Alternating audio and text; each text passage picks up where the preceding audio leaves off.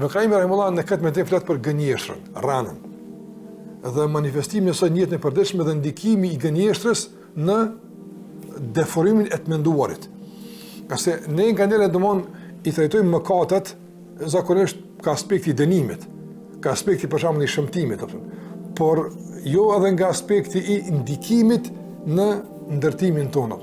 Pra unë ti mundesh një gjuna me trajtu si çështje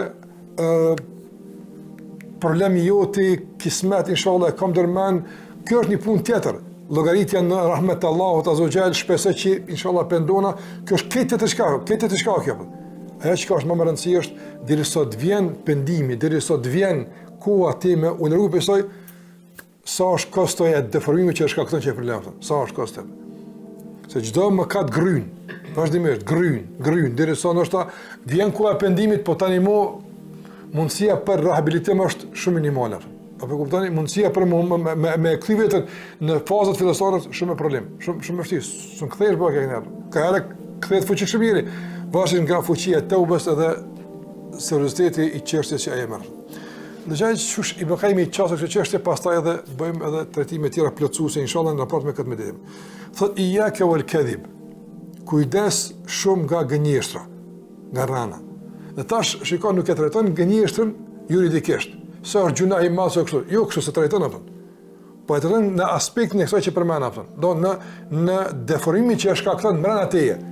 E ky deformim pastaj është zinxhiror, në mënyrë zinxhiror krejt sistemin ta prish apo. Thot fa innahu yufsidu alayka tasawwur al-ma'lumat. Nga se gënjeshtra realisht rënon sistemin e të kuptuarit.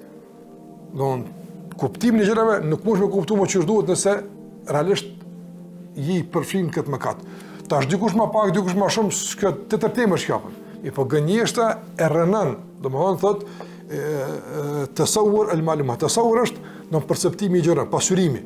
Shishet i sanët, e ke pasim pasqyrë kur dal, sa më e pastër pasqyrja, i gjëra isha gjëra çështë. Sa më mjegulluar, nëse është e thymë qarr, një pjesë mungon e kështu me radhë, kjo ka më përthy në pasqyrimin e duhur të objektit që ti do më e pa përmes kësaj pasqyre. Andaj edhe Ibn Qayyim këtë thot apo. Domethënë sa më tepër prezencë të gënjeshtrës në jetën e përditshme, e kanë më shpjeguar çka për çfarë gënjeshtër po flasim, se na nuk ka lënë veç e gënjeshtra klasike që është, ka shumë forma gënjeshtrës, apo. Thotë Ibn Qayyim rahimahullah, domethënë kjo e deformon këtë pasqyrim. Dhe sa më tepër gënjeshtër, deformimi i madh. Sa më madh deformimi, domethënë rënohet sistemi i pasqyrimit të gjërave që duhet. Si kupton që nuk i sheh ç'është duhet gjërat apo. Thotë madje edhe pastaj ndikon faza e dytë e deformimit, pastaj ndikon edhe në deformimin e shpjegimit të gjërave njerëzve. Në shiko vetëm, po pastaj kur të për shkak me eduku fëmijë që duhet, me mësu dikon që duhet, apo realisht sistemi i perceptimit është jo funksional ose është deformuar. Tash kjo smundje që e prek ti ka më barte tek fëmia. Jo gënjeshtra, të shka gënjeshtra, po deformimi i njohjes së gjërave që duhet. Dhe kjo është çështje serioze apo.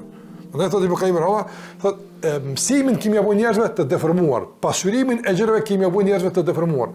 Varësisht do nga niveli që e ke përgjegjësi me mësu njerëz. Minimumi që ka kemi është fëmia jon, minimumi që ka kemi është familja jon. Tani sesli duke ngrit nivelin e përgjegjësisë, duke ngrit edhe rreziku i deformimit të informatave që e jep në raport me tjerë.